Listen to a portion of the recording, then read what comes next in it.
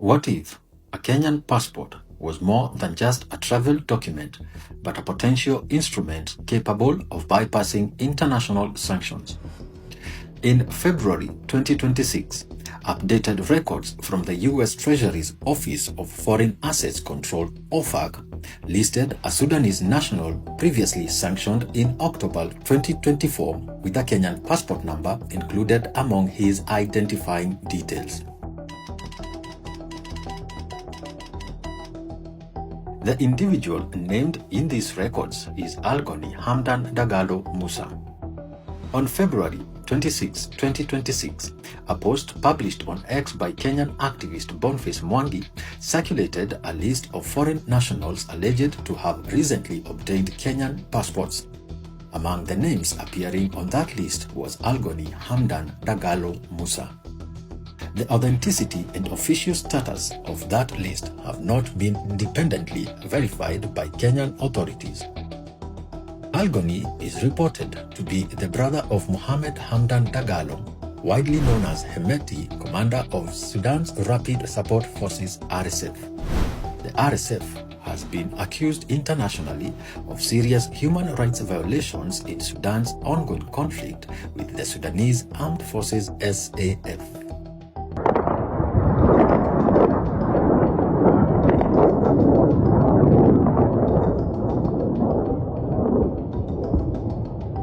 The addition of a Kenyan passport number in updated US sanctions records has raised significant questions, not about foreign policy alone, but about documentation, vetting processes, and institutional safeguards.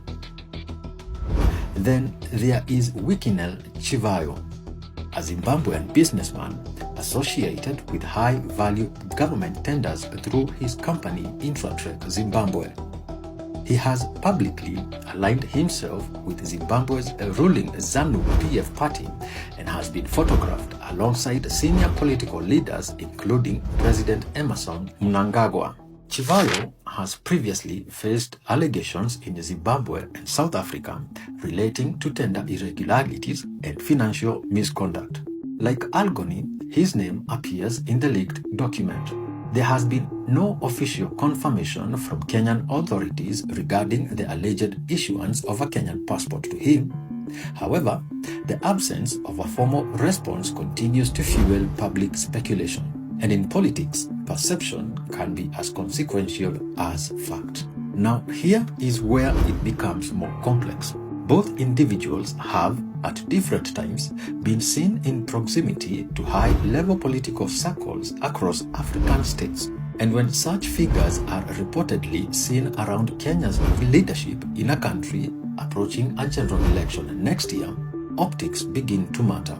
The Kenyan administration has consistently maintained that Kenya remains a neutral diplomatic actor in regional conflicts. But when a sanctioned foreign actor appears linked to Kenyan documentation, a controversial businessman is rumored online to appear around election cycles in different states, and the country is heading into an election year, the question is no longer about personalities.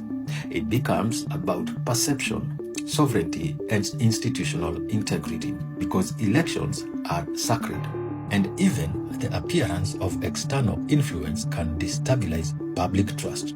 This is not about outrage, it is about institutional strength. If sanctioned individuals can access Kenyan documentation, what does that mean for due diligence? If politically connected foreign businessmen are rumored, rightly or wrongly, to influence electoral systems elsewhere and are seen engaging within Kenya, what does that do to voter confidence? The real risk is not a headline, it is erosion of trust. And when citizens begin doubting passport integrity, immigration vetting, electoral independence, political neutrality, the foundation weakens, even if no wrongdoing is ultimately proven. Perception alone can destabilize confidence in a democracy. So here is the big cue.